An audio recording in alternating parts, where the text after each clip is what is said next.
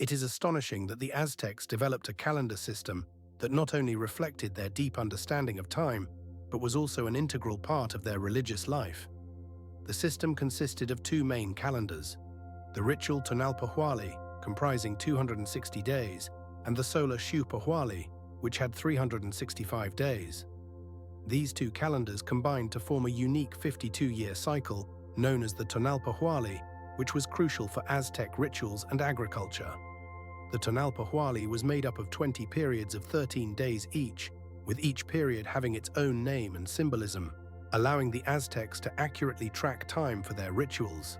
For instance, at the beginning of each new cycle, a vase with fire was brought to the temple where sacrifices were made to invoke the gods. The Xiuhpohualli, on the other hand, was linked to the solar year and marked important agricultural seasons, enabling the prediction of planting and harvesting times. The Aztecs meticulously observed the movements of stars and planets, recording astronomical phenomena such as solar and lunar eclipses with great precision. These observations allowed them to predict significant events and maintain harmony between the heavens and the earth.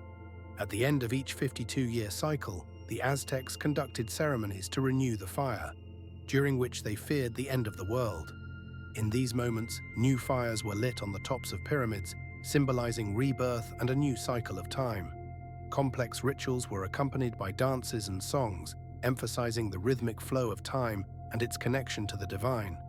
This calendar system not only ensured accuracy in calculations, but was also woven into the fabric of their daily lives and beliefs, reflecting the depth of their understanding of the universe. The system was composed of a complex structure that allowed the Aztecs to not only organize their lives around cycles, but also to maintain a connection with their gods, making their culture unique and distinctive. In the ancient Egyptian temple of Hathor in Dendera, there are unusual bas-reliefs depicting elongated objects that remarkably resemble modern electric lamps. These images attract attention because they contain elements that resemble wires and are connected to symbols that can be interpreted as power sources. These strange lamps have given rise to numerous contradictory interpretations. Some researchers claim they are evidence of the existence of electricity in ancient Egypt, while others believe they are symbolic representations of the lotus flower, which symbolizes the rising sun and life force. The temple in Dendera, built during the Ptolemaic period, was primarily dedicated to the goddess Hathor, who was associated with joy and motherhood, and its walls are filled with numerous symbols that could vividly convey ancient knowledge. Intriguing details of other finds in this temple also emphasize the high level of knowledge that the ancient Egyptians had about chemical and electrical processes. Gilded artifacts, preserved colors that are surprisingly vibrant even after thousands of years, create an atmosphere of mystery. These colorful frescoes and reliefs, illuminated by soft light, give the feeling that you have touched an ancient secret, about which one can only speculate. Additionally, fragments of texts were found in the temple, mentioning various technologies, possibly related to the production of light and energy. Scholars such as Daedalus Bakker from the University of Groningen have studied these bas-reliefs and presented hypotheses that they may indicate that the ancient Egyptians had knowledge of certain principles of electricity. While some doubt the plausibility of this theory, others point to similarities with modern technologies, such as the use of copper conductors. In particular, ancient texts mention the use of copper by the Egyptians to create various tools and possibly even to transmit electricity. Furthermore, in other parts of Egypt, artifacts have been found that also suggest the existence of ancient knowledge about chemical reactions, such as the use of various resins to create paints and protective coatings. These discoveries highlight that the Egyptian civilization was far from primitive, but possessed quite complex knowledge and technologies that remain a mystery to modern researchers. In the Temple of Hathor, all these details create an unparalleled atmosphere, in which it is difficult to shake off the feeling that the ancient Egyptians possessed knowledge that was lost or forgotten. In particular, the temple itself was built with consideration for astronomical phenomena, which allows us to assume that the Egyptians could observe the stars and use this knowledge for agriculture and navigation. On the territory of the temple, fragments of ritual objects were also found, which indicate that rituals were conducted here, possibly related to life and death. which is also connected to their understanding of light as a symbol of life. In this context, the images of lamps in Dendera become not just a mystery, but an important element that can help us understand how ancient civilizations perceived the world around them and what technologies they could use.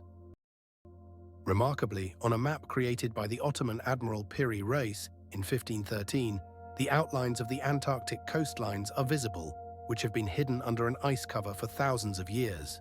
This map, one of the most famous ancient maps, is not only a work of art, but also a mysterious testimony to the deep knowledge of ancient navigators about the Earth's surface. Piri Reis claimed to have used ancient sources, including the works of the Greek geographer Claudius Ptolemy, as well as maps created by earlier researchers.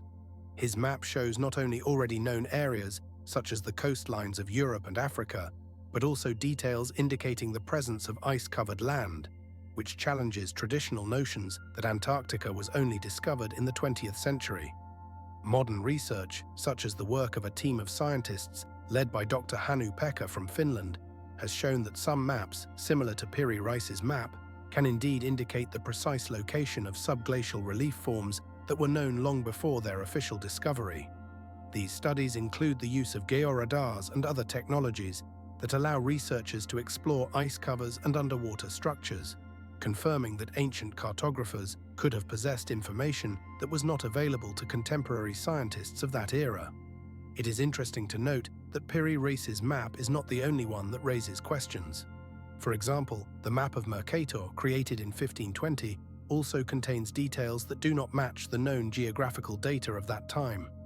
Ancient maps depicting the outlines of unknown lands and atypical geographical objects have sparked a heated debate among historians and cartographers, as they make us question how ancient civilizations could exchange knowledge about the world they inhabited. The exact coordinates indicated on these maps sometimes match modern geographical data, leading to speculation that ancient navigators could have had access to information sources that are now considered lost. Each detail on these maps, from the outlines of coastlines to the designations of rivers and mountains, can tell a story, raising questions about who created these maps and how they were passed down to new generations. Considering that Piri Reis's map was based on numerous sources, including works that may have been destroyed or lost in subsequent centuries, the question remains open as to what other secrets these ancient images may conceal. Technological advancements of our time only fuel the interest in such maps, and each new discovery brings us closer to understanding how far human knowledge about the Earth had advanced in ancient times. For example, in 2010, as a result of analyzing data obtained from satellite technologies, scientists were able to confirm the existence of underwater ridges that had previously been noted on maps created during the Renaissance. This discovery confirms that ancient cartographers could have had access to information about the relief that was then unknown and incomprehensible. Imagine a stone that became the key to unraveling one of the most mysterious scripts in history. The Rosetta Stone, discovered in 1812 by soldiers of Napoleon's army in Egypt, is a black basalt stele approximately 1 meter in height and 70 centimeters in width. Inscribed on its surface are 3 texts in different languages. The top text is in hieroglyphs, the middle one in Demotic script, and the bottom one in Greek. This unique combination provided the basis for deciphering Egyptian hieroglyphs. Jean-François Champollion, a French scholar who dedicated his life to the study of ancient Egyptian writing, made a breakthrough in 1840 by using the Rosetta Stone as a key to understanding hieroglyphs. He noticed that the Greek text, which was well known, contained the names of several pharaohs, such as Ptolemy and Cleopatra, giving him the necessary context to understand the symbols used in the hieroglyphs. The process of decoding was long and complex. Champollion compared hieroglyphs with the Demotic text, determining the values of individual signs and their combinations, which ultimately opened up a world of information about ancient Egypt. As a result of this discovery, scholars were able to understand not only literary works, but also religious texts, historical records, and even everyday documents, significantly enriching our understanding of life in ancient Egypt. The contrast between the rough surface of the stone and the clear-cut signs creates an extraordinary sensation of touching history. as if we can see and hear the voices of ancient Egyptians who left us their thoughts and fears, joys and achievements. The Rosetta Stone became a symbol not only of the process of decipherment, but also of a crucial artifact that opened the doors to understanding an entire civilization that has left us its secrets for thousands of years. Since the stone's discovery, numerous studies have confirmed its significance, and it is now housed in the British Museum, where it attracts thousands of visitors daily, eager to touch this historical marvel.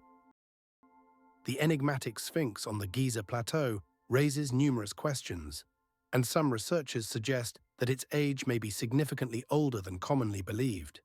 The official version dates its construction to around the 25th century BCE, but geologists like Robert Schoch from Boston University point to signs of erosion on the Sphinx's surface that could have been caused by prolonged rain. These deposits are characteristic of the climatic conditions that existed in this region over 10,000 years ago. Schoch argues that the type of weathering visible on the Sphinx's body indicates that it was carved during a period when the climate was wetter and more humid, which, according to geological data, corresponds to the time around the 9th millennium BCE. Some researchers also note the astronomical orientation of the Sphinx. It faces the constellation Leo, which, according to certain theories, could have been particularly significant in the epoch of the 10,000-year-old era when the summer solstice coincided with this constellation. This creates an atmosphere of profound antiquity, where the Sphinx, with its majestic yet weathered face, witnessed the transition of epochs and cultures. The interplay of light and shadow on its stone face only underscores its silent grandeur, impervious to time, and invites contemplation of the mysteries and knowledge it holds. The form and dimensions of the Sphinx also pose questions. Its length is approximately 42 meters, and its height reaches 6 meters, making it the largest such monument in the world.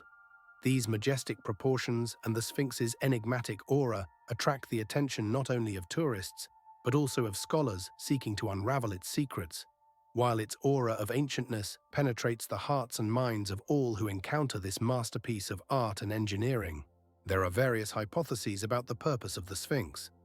Some believe it was a guardian of pharaohs' tombs, while others suggest it served as an astronomical observatory. However, the question remains open.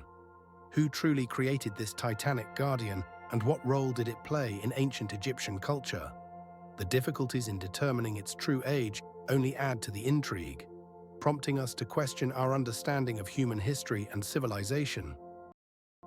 At the foot of a hill in the Atacama Desert, one of the driest places on Earth, stands a colossal geoglyph known as the Giant of Atacama. This anthropomorphic drawing reaches a height of approximately 119 meters and was created likely between 1930 and 1935 BC. The image is made of dark lines carved into a light sandy background, creating a sharp contrast that is noticeable even from a distance. The technique of creating the geoglyph involves removing the upper layer of stones and sand to expose the lighter soil beneath, creating an effect that is visible even from the air, suggesting that its creators may have wanted their work to be seen by gods or travelers passing by. There are several theories about the purpose of the Giant of Atacama. One of the most popular hypotheses is that it served as an astronomical marker, helping ancient people determine important events in their calendar, such as harvest seasons. Other researchers propose that the image could have been connected to a fertility deity, calling for rain and good luck in agriculture, which is particularly relevant in the harsh climate of the Atacama Desert, where every drop of water is precious.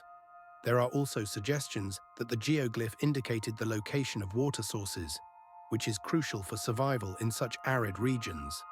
The drawing is surrounded by the scorching air of the desert, creating the effect of a mirage, and in this context, the Giant of Atacama appears as an ancient message left for observers from above. Every day, the sun bathes it in light, highlighting the clarity of the lines and the scale of the figure, which could have served both practical and spiritual purposes. The blend of history and mythology in this geoglyph attracts the attention of scientists, researchers, and travelers who strive to unravel its mysteries. The Giant of Atacama remains one of the most enigmatic monuments of antiquity, revealing the cultural and astronomical knowledge of people who lived here thousands of years ago. At an altitude of more than 3,800 meters above sea level in Bolivia, there is a mystery that has baffled historians and archaeologists for many years. Puma Punku. This site draws attention due to its colossal stone blocks, some of which weigh up to 800 tons. These massive structures are made of andesite and granite, materials possessing incredible strength and hardness. The processing of such stones requires not only skill, but also tools that, according to modern research, are still difficult to use today. The blocks have perfectly smooth surfaces and precise right angles, which astonish and puzzle specialists. How did ancient builders achieve such precision? Additionally, many of these blocks feature intricate carvings and indentations that indicate a high level of craftsmanship unattainable even by modern stonemasons. It is also intriguing that between the blocks, metal clamps are found, which served as connecting elements but leave no written records of the construction. At Puma Punku, a unique atmosphere prevails. The thin mountain air, a gentle breeze, and the feeling of silence, broken only by the sounds of nature, create a contrast with the grandeur of the ancient structures.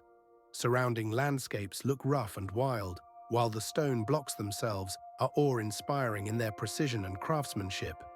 This contrast sharpens the perception of the place, making one wonder how ancient civilizations could achieve such results without written records and modern technologies.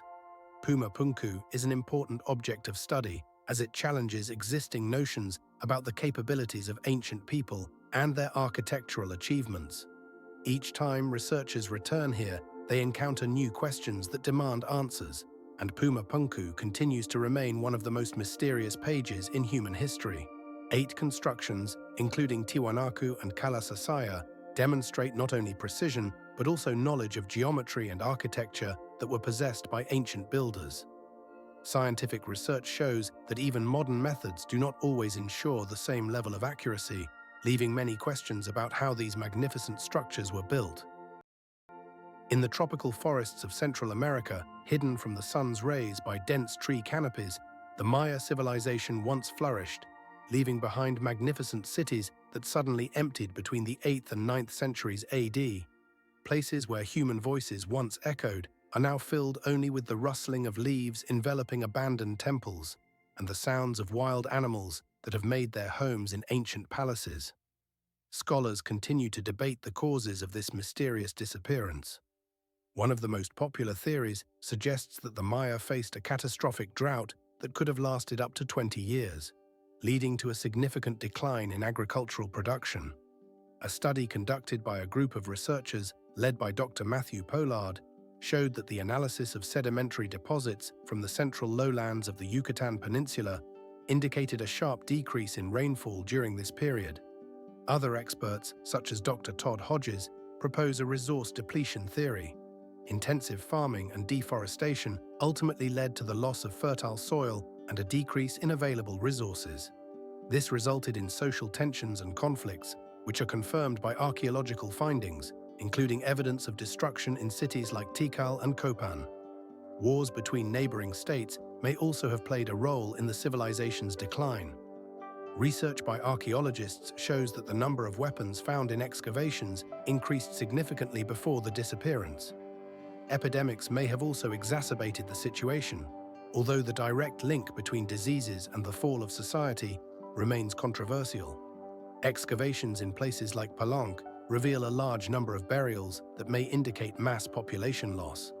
The sense of mystery and desolation in once thriving centers like Calakmul continues to fill the atmosphere of these places, where nature gradually reclaims what was once fertile land. Only the ruins of magnificent pyramids and temples, where rituals were once performed, testify to the former glory of the Maya, leaving behind many questions about how such a sudden disappearance of one of the most fascinating civilizations in human history could have occurred. Today, archaeologists continue to study these mysterious ruins, hoping to uncover the secrets that have been shrouded in the mists of centuries. In particular, in 2020, a new system of underground water-bearing horizons was discovered in the area of Tikal, which may provide new answers to questions about how the Maya managed their water resources. In the jungles of Costa Rica, there are mysterious stone spheres that captivate the imagination with their perfection and scale. These spheres vary in size from several centimeters to 2.5 meters in diameter and can weigh up to 16 tons. They are primarily made of granodiorite, a strong igneous rock, indicating the high level of technical skill of ancient craftsmen. Most of these objects have nearly perfect spherical shapes, which causes amazement and raises questions about the methods of their creation. Scientific research shows that primitive tools were used for their processing, yet the precision of the spheres is such that they appear to be works of art. There are various theories about their purpose.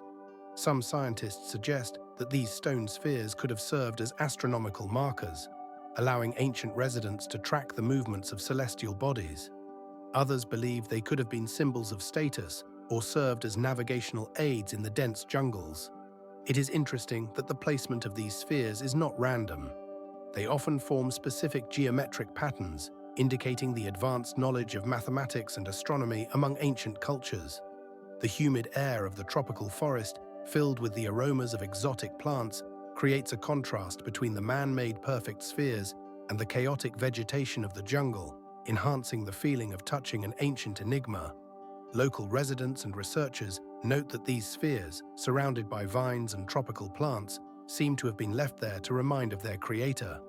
80 years ago, in the 1930s, archaeologists began systematic research of these stone formations, leading to numerous discoveries, but many questions remain unanswered. For example, the exact dates of their creation are unknown, but it is assumed that they could have been created between the 13th and 16th centuries AD. One of the most famous findings is a group of 26 spheres located in the Sierra de la Muerte area, where they form a clear linear configuration, which may indicate their functional purpose.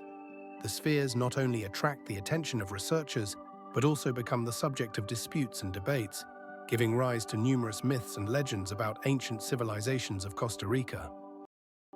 8 centuries ago, in the 3rd century before our era, on the territory of modern Iraq, an extraordinary artifact was created, which historians and archaeologists call the Baghdad Battery. This clay vessel, approximately 20 centimeters tall, contains a copper cylinder and an iron rod. The discovery of this device, found in the vicinity of Baghdad in the 1830s, became a sensation in the world of science.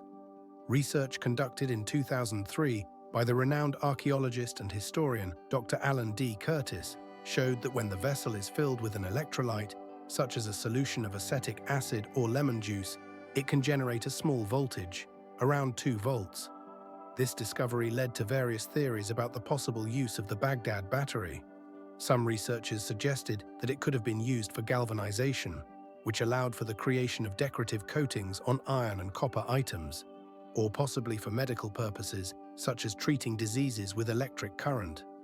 Other theories even suggest that the device could have been used in religious rituals, lending it an aura of mystery and intrigue, as one can imagine ancient priests using the slight tingling sensation from the device to create an illusion of divine intervention. The description of the battery itself evokes a sense of awe, the dull metal, rounded edges, and the weight of the ancient artifact in one's hands, which feels like a burden of millennia. This artifact, which has survived centuries, makes one ponder what it must have been like to touch it and experience the light electrical impulses, feeling a strange connection to something greater than mere technology. 80 years after the first discovery of the Baghdad Battery, in 2003, researchers conducted experiments that confirmed that even in ancient times, people could master the basics of electricity.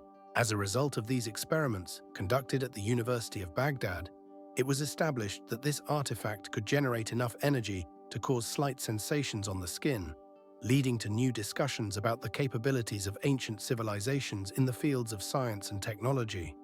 The Baghdad Battery, with its well-thought-out design and potential functions, remains one of the most intriguing objects, demonstrating that even in antiquity, there were experiments with electricity and scientific discoveries. This artifact raises questions about how far ancient people had advanced in understanding physical phenomena and the possibilities of utilizing natural resources. Golden figurines from Colombia, known as golden airplanes, are mysterious artifacts of the Quimbaya culture, dating back approximately 1,000 years before our era.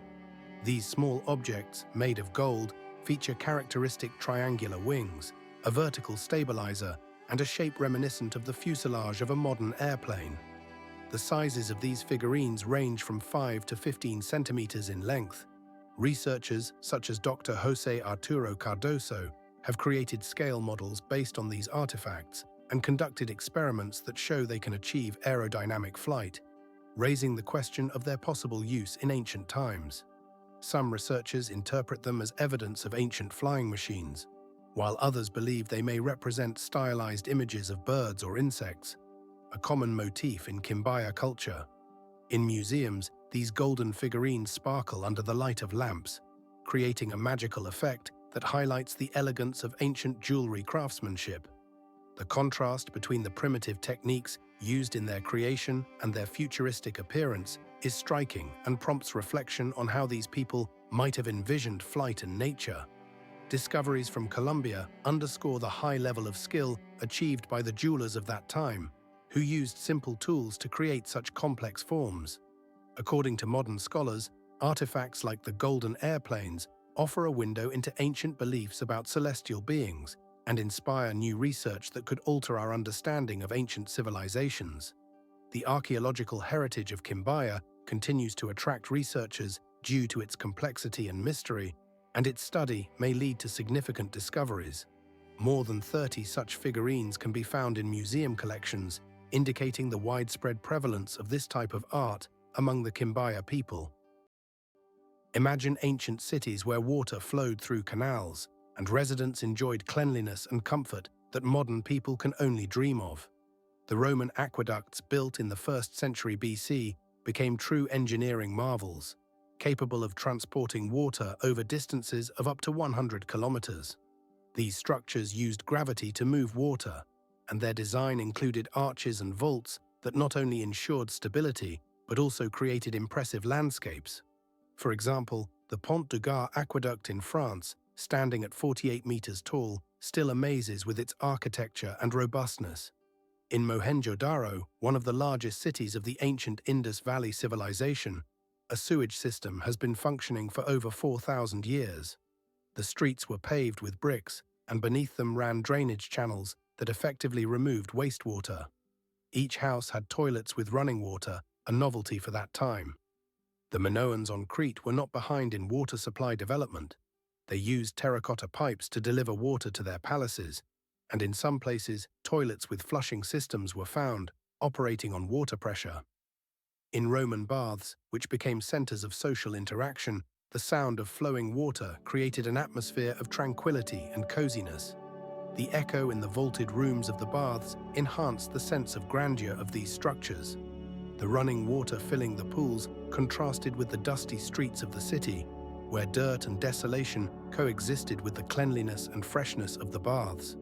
Ancient engineers accomplished tremendous work in creating such systems, which, as we see, had a huge impact on the further development of urban planning and public health. Thanks to these achievements, ancient societies were able to maintain a high standard of living, which in turn contributed to the development of culture and science. 80% of the population of Rome had access to water supply, making it one of the earliest examples of mass water supply in human history. Imagine a culture that seemed to emerge from the mist of time, suddenly appearing in the valley between two majestic rivers, the Tigris and Euphrates. Around 4,000 years before our era, on the territory of modern-day Iraq, the Sumerian civilization arose, boasting a complex social structure, developed city-states, and a unique writing system, cuneiform. The Sumerians, as they called themselves, the Black-Headed Ones, were not only known for their architectural achievements, such as ziggurats and temples, but also for their advanced irrigation systems that allowed them to efficiently use the river's waters for agriculture. Their cities, like Uruk, and Lagash, were not just administrative centers, but also hubs of knowledge and culture. It is intriguing that the Sumerians believed in the divine origin of their civilization, claiming that their knowledge and achievements were bestowed upon them by beings known as the Anunnaki. These gods, according to their beliefs, descended from the heavens and brought wisdom to humanity. Astronomy held a special place in Sumerian culture. They observed the heavens and recorded the movements of planets, including those invisible to the naked eye, such as Neptune and Uranus. Sumerian astronomers created intricate calendars and timekeeping systems based on lunar and solar cycles. This interest in celestial bodies was not only practical but also philosophical, as they sought connections between celestial phenomena and human destiny. In the quiet of ancient marshes, where reeds rustled and distant city sounds mingled with the splash of water, scribes carefully pressed signs onto clay tablets, recording knowledge about the world and life that has since vanished, but left us a legacy that has influenced all subsequent human history. The Sumerians developed not only complex mathematical systems based on the number 6, but also the first legal codes, such as the Code of Ur-Nammu, which served as the foundation for future legal systems. In this context, the Sumerian civilization appears not just as one of the ancient cultures, but as the founder of many aspects that we consider fundamental to modern society. It is astonishing that ancient physicians demonstrated significant skills in the field of surgery, performing operations that today evoke both respect and amazement. One of the most notable procedures was trepanation, practiced as early as the Neolithic period, around 7,000 years ago. This procedure involved drilling holes in the skull using primitive tools such as obsidian or flint knives. Archaeological finds indicate that many patients survived these operations, as evidenced by signs of healing found on skulls. For example, in Peru, skulls with trepanation were found, showing that the bones had healed, indicating successful recovery. Surgical instruments also played a crucial role in ancient medicine, many of which have been preserved in Pompeii. Among them were scalpels, clamps, and needles made of bronze and iron, used for various procedures, including amputations and wound treatment. Egyptian medical papyri, such as the Ebers Papyrus, dating back to around 1500 BC, contain extensive knowledge of medical practices, including surgical methods, disease treatment, and the use of herbs. This document describes the use of various plants, such as lotus and myrrh, to create decoctions and ointments used as anesthetics. The scent of these herbs filled the air during operations, creating an atmosphere of hope and fear at the same time.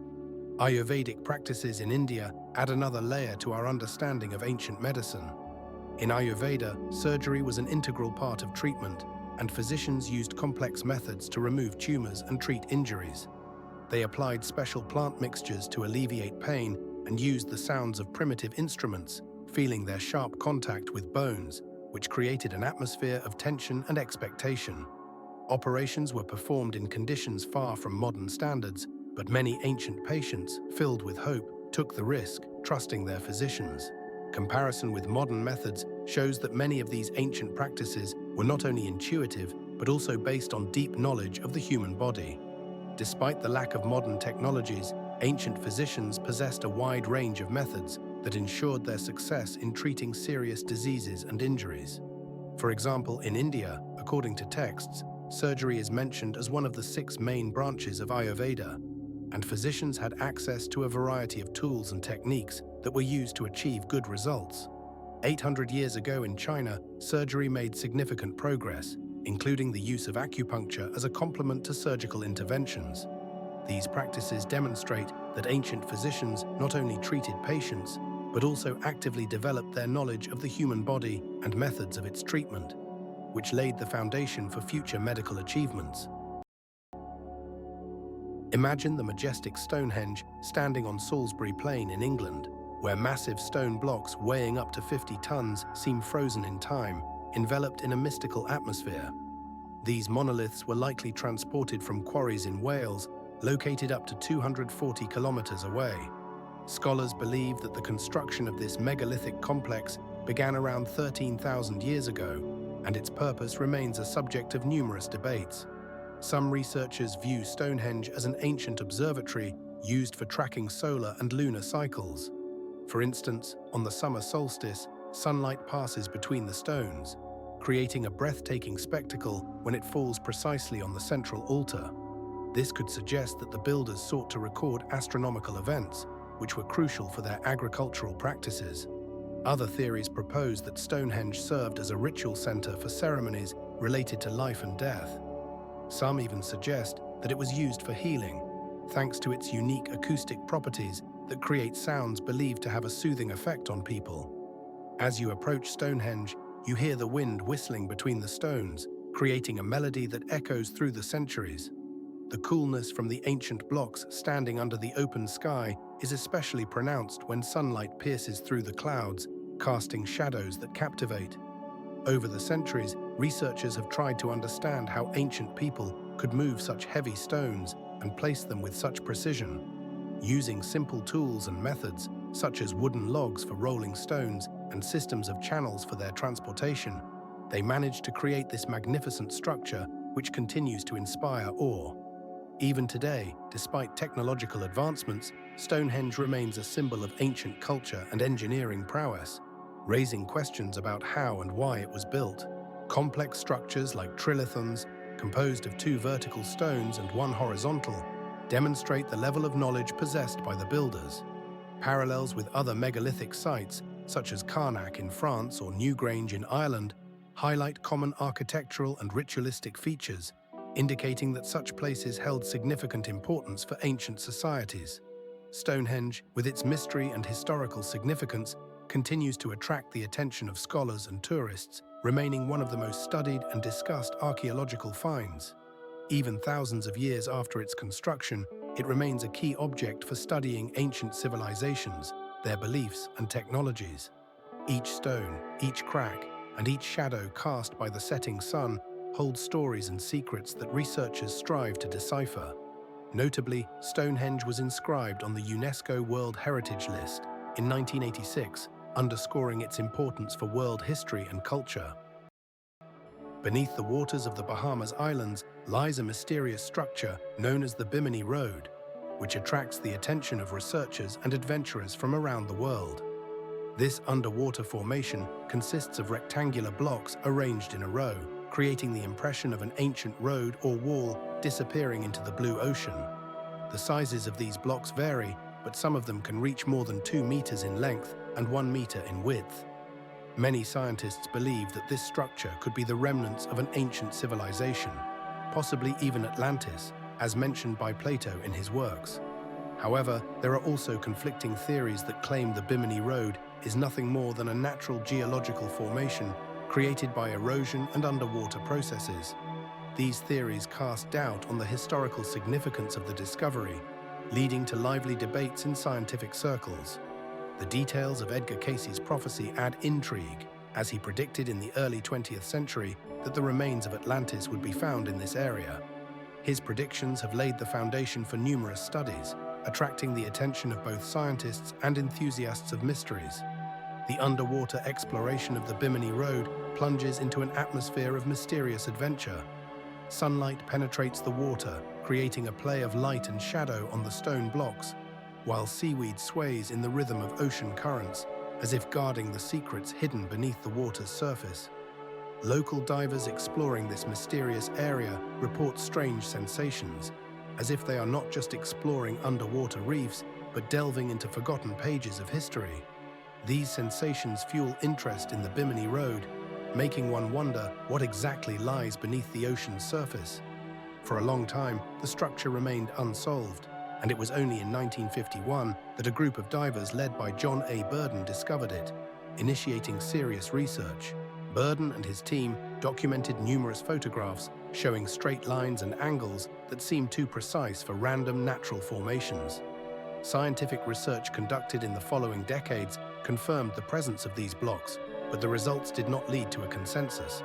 Some researchers insisted on their artificial origin, while others claimed they were natural formations.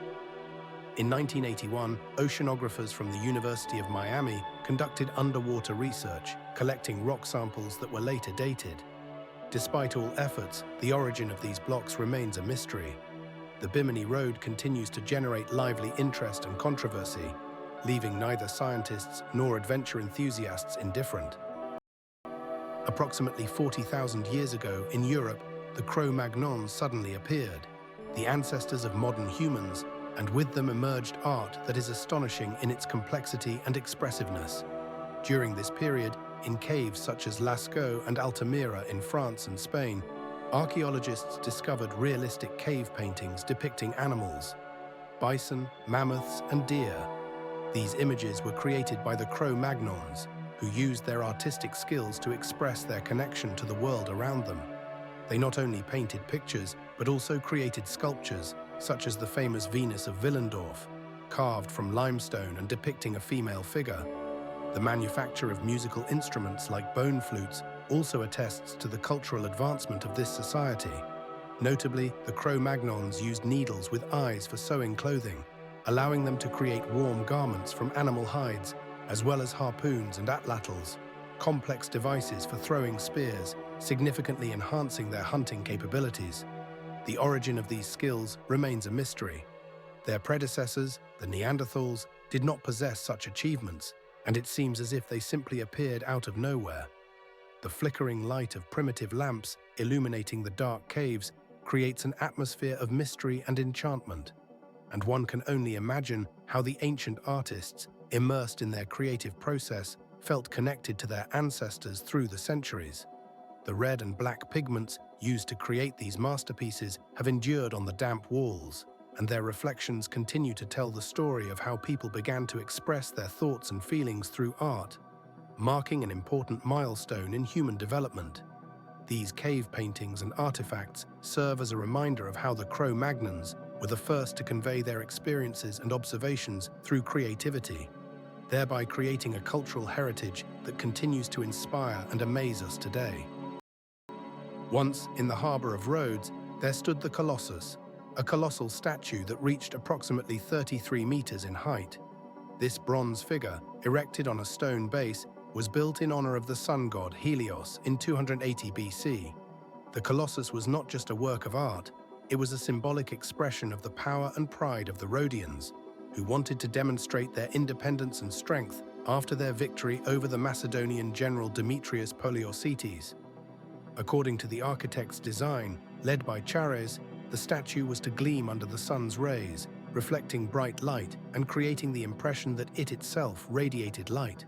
Its bronze details shimmered, giving the Colossus the appearance of guarding the harbor entrance, welcoming sailors returning from distant lands. Approaching ships could see this statue from many miles away, and depending on the direction of the wind, they could hear the sound of waves crashing against the giant's base, adding drama and grandeur to the spectacle. Some historians suggest that the Colossus may also have served as a kind of lighthouse, guiding ships into safe waters. Nevertheless, despite its size and scale, the statue did not last long. In 226 BC, a powerful earthquake destroyed it, and according to the records of ancient historians, the remains of the Colossus lay on the ground for many centuries before being melted down for other uses. The statue became a symbol of lost grandeur and inspiration for future generations, remaining in the memory of humanity as one of the 7 wonders of the ancient world. In the heart of the dense jungles of Yucatan, hidden beneath a green canopy of leaves, lies Mérida, a city whose architecture is a unique blend of styles reflecting its rich cultural heritage. Here, elements of Mayan, Toltec, and even Spanish colonial influences intertwine, creating a mystery that historians continue to unravel. Founded in the 16th century on the ruins of the ancient city of Tahab, Mérida became a significant trading and cultural hub, connecting various civilizations. Archaeologists believe that it was here that not only goods but also ideas were exchanged, making Mérida one of the key nodes in understanding the interaction of ancient cultures. The city's unique architectural features, such as grand temples with high steps and intricate frescoes, bear witness to the influence of various styles. For example, the famous Pyramid of Kukulkan showcases both characteristic Mayan and Toltec architectural elements, creating a striking contrast. Excavations have unearthed unusual artifacts, such as pottery with images that clearly indicate cultural and trade links with other regions of Mesoamerica and even distant places like the Pacific Ocean. Among the finds were unique obsidian and seashell items, suggesting that trade extended far beyond local resources. Surrounded by dense jungles, Mérida's ancient walls are draped in vines, with the sounds of the tropical forest providing a backdrop to the city's history. This atmosphere is not just a historical legacy, but a living portrait of the meeting of various cultures that may have once crossed paths here. In the 18th century, the explorer Diego de Landa described Mérida as a city of splendor and mysteries, which have only begun to be revealed in recent decades through the work of modern archaeologists. 80 years ago, in the 1930s, serious excavations began here, leading to the discovery of numerous structures that have added new chapters to Merida's history. Each year draws new researchers who strive to unravel the secrets hidden beneath the centuries-old trees and stones. Ancient civilizations located on different continents created remarkably similar architectural structures and symbols, raising numerous questions about possible connections between them. For instance, in Egypt, Mesoamerica, and China, pyramids were built, each with its unique features, yet sharing common characteristics. Egyptian pyramids, such as the Great Pyramid of Giza, built around 2,500 years before our era, had strict geometric forms and utilized advanced technologies like hoisting devices and inclined ramps to move heavy stone blocks.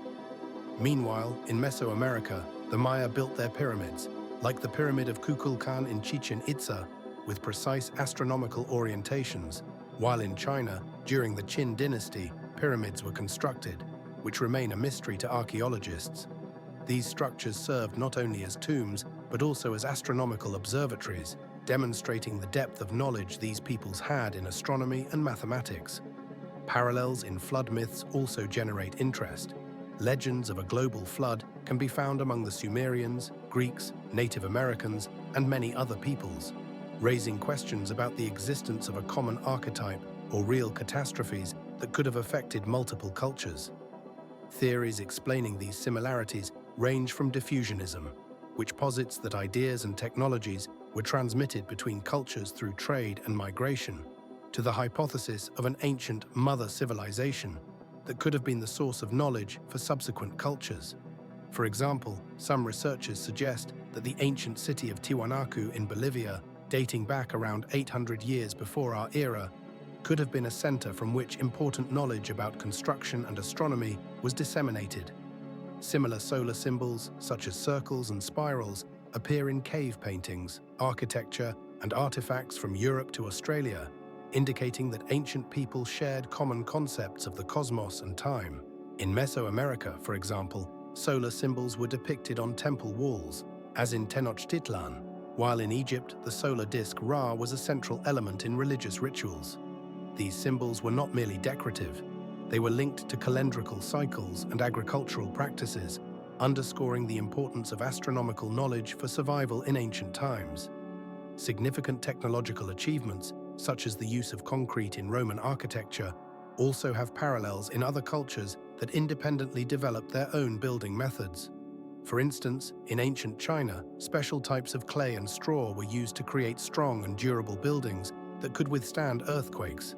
These global connections between civilizations create an intriguing atmosphere of mystery and intrigue, leaving many questions unanswered. Do the evidence of contact between these cultures exist, or did they independently arrive at similar solutions? Each new archaeological artifact found in different parts of the world adds a new note to this symphony of ancient knowledge and skills. For example, recently in Mexico, stone tools were found that resemble those found in Africa, further emphasizing the intriguing possibility of connected stories. The height of the pyramids in Giza reaches 146 meters, making them some of the tallest structures of their time, while Chinese pyramids, as believed, were built using similar technologies, but their heights varied from 40 to 100 meters. The legend claims that in ancient Babylon there existed the Hanging Gardens of Semiramis, which were so magnificent that their descriptions often sound like fairy tales. These gardens were likely a complex system of terraces supported by massive columns rising above the ground, giving the impression that the green world was floating in the air. Archaeologists suggest that their height could have reached 20 meters, and the construction ensured stability and the ability to create a multi-level landscape with diverse plants. No less important in this structure was the advanced irrigation system, which was likely designed to lift water from the Euphrates River. Researchers believe that for this purpose, special mechanisms such as water wheels were used, which allowed water to be raised to the height needed for watering the upper terraces. Despite the worldwide fame of the Hanging Gardens as one of the 7 wonders of the world, archaeological excavations have not yet provided clear evidence of their existence. This has led to many debates about whether these gardens were real or merely part of mythology. Visually and sensorially, these gardens could have immersed one in an atmosphere of peace and freshness. The aroma of exotic plants like myrtle and palms would have combined with the gentle sound of water flowing through channels, creating a harmonious natural sound. The coolness emanating from the greenery would have counteracted the hot climate of Mesopotamia, while the bright shades of green against the surrounding desert would have created a contrast that was impossible to miss. The descriptions that have reached us give an idea of what this garden, filled with flowers and plants, might have looked like, but the lack of artifacts and specific evidence leaves room for imagination and contemplation. Currently, there are many theories, and some researchers even propose that the Hanging Gardens might not have been in Babylon, but in another place, such as Assyria. There are even mentions that the gardens could have been created by order of King Nebuchadnezzar II in the 6th century BC, but the specific details of their construction and location remain a mystery. Over the centuries, people have reported strange phenomena that can be interpreted as evidence of contacts with extraterrestrial civilizations. The so-called paleo-contact theory posits that ancient cultures could have interacted with highly advanced beings possessing technologies that were unavailable at the time. One of the most well-known examples is the cave paintings found in various parts of the world, depicting figures resembling modern astronauts. In particular, in the South African cave of Gobekli, images of people in spacesuits standing next to strange objects resembling flying machines were discovered.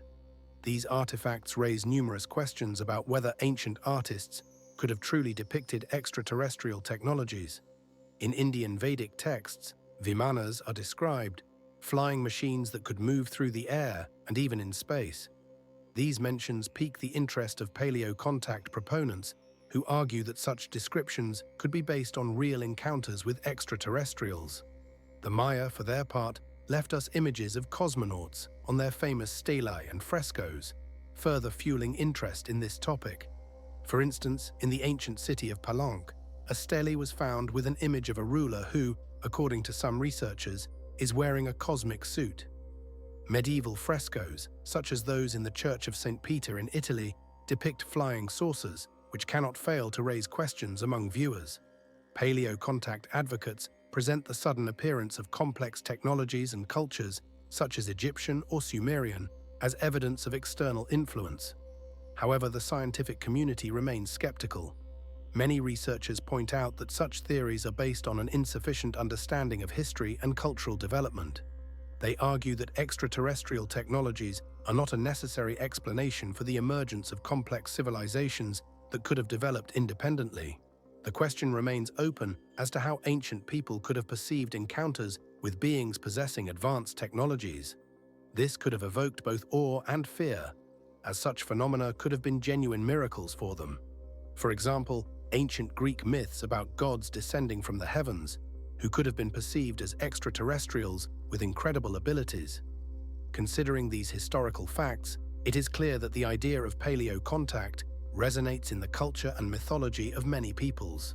In the 20th century, interest in this topic grew, especially after the publication of authors like Erich von Däniken, who in his book Chariots of the Gods presented numerous examples that, in his opinion, confirmed the paleo-contact theory.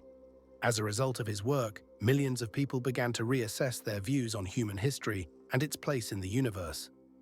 Arguments from paleo-contact proponents have become increasingly popular in popular culture, including films, books, and documentary series, indicating how deeply this topic touches human imagination. However, it is important to remember that without clear evidence, these theories remain purely speculative. Unassailable facts that could confirm or refute these ideas have not yet been found. Objects of interest are not only artifacts, but also texts that may contain keys to solving these mysteries. The Library of Alexandria, once a treasure trove of ancient knowledge, housed within its walls up to 700,000 scrolls, encompassing all fields of science, philosophy, and art. Each scroll was like a single drop in the ocean of human wisdom, and for many it was the sole access to knowledge that might otherwise have been lost. The methods of information gathering were astonishing for their time. Every ship arriving at the port of Alexandria was subjected to strict inspection. Copies of all texts on board were taken to enrich the library. This was not just a library, it was a center of thought and culture, where the rustling of papyrus scrolls mingled with the aroma of fresh parchment, and the soft glow of oil lamps gently illuminated ancient texts, creating an atmosphere where knowledge could live and breathe. The demise of this great library is shrouded in numerous legends and myths. One of the most widespread versions claims that the library suffered during the siege of Alexandria by Julius Caesar in 41 BC, when a fire started by his troops consumed a large part of the collections. Other sources point to an order by Caliph Omar, who, according to legend, said that books contradicting the Quran should be burned, while those that confirmed it were still of no use. Ultimately, many researchers suggest that the library's destruction was not a single event, but the result of a gradual decline, when knowledge was forgotten and scrolls were lost. The sad fate of this library serves as a reminder of how easily we can lose priceless cultural treasures if we do not care for their preservation. Wisdom accumulated over centuries was swallowed by time and the inexorable march of history, leaving behind only faint echoes of its former glory. There are other theories about its destruction as well. Some researchers point to the growth of Christianity, which did not always favor pagan knowledge stored in this library. Regardless, the fact remains. The library, once a symbol of human pursuit of knowledge, disappeared, leaving behind only emptiness where once the ideas and discoveries resounded. In the desert of Nazca, located in southern Peru, mysterious geoglyphs known as the Lines of Nazca are hidden. These colossal drawings, depicting animals, plants, and abstract geometric shapes, create a striking contrast with the lifeless landscape of the desert. Some of them reach 370 meters in length and have remained well preserved for centuries due to the unique climate of the region. There is almost no rainfall, and strong winds do not affect the surface, keeping the lines clear and visible. The geoglyphs were created by the Nazca people between thousands of years before our era and the 6th century of our era, when they used simple tools to extract red and brown stones and expose the light soil, creating impressive contours that can only be seen from above, highlighting their mysterious nature. There are various theories about the purpose of these lines. Some researchers believe that the geoglyphs could have served as a calendar, indicating important astronomical events such as equinoxes and solstices. Others suggest that they could have indicated the locations of water sources or been ritual paths leading to sacred places. There is even a version that the drawings were messages to gods, created to appease the forces of nature. Looking at these geoglyphs from above, it is difficult not to feel the grandeur and mystery that surrounded the ancient Nazca culture. In the heat of the desert, the air feels heavy, and the rustling of sand underfoot creates a sense of proximity to something eternal, as if these images are telling us stories that have been waiting to be heard. The Lines of Nazca remain one of the most intriguing and studied mysteries of archaeology, attracting the attention of researchers and tourists from around the world, and continue to spark debates about their true nature and significance. According to estimates, only around 30% of the geoglyphs have been fully researched, leaving a vast space for new discoveries and investigations. In ancient times, long before the advent of modern astronomical instruments, people already possessed an extraordinary understanding of celestial cycles. One of the most striking examples is the Gössek Circle in Germany, built around 4,900 years before our era. This Neolithic structure is a system of concentric earthen banks with internal wooden posts and palisades. The uniqueness of the Gössek Circle lies in its precise orientation. The passages between the banks were aligned to accurately track the rising and setting of the sun on key days of the year, such as the summer and winter solstices. Similar observatories, like Stonehenge in England, also demonstrate the deep connection that ancient people had with the cosmos. Stonehenge, constructed around the 3rd millennium before our era, consists of massive stones arranged in a circle, serving as an astronomical observation point. On the days of the solstices, the sun's disk appears precisely in the opening between the granite blocks, creating an atmosphere of sacred ritual. Newgrange in Ireland is another remarkable observatory, built around 3,500 years before our era. This tomb chamber, surrounded by a mound, was designed so that a beam of light entering on the day of the winter solstice would illuminate the central part, creating an effect of a grand welcome for the dying and reborn sun.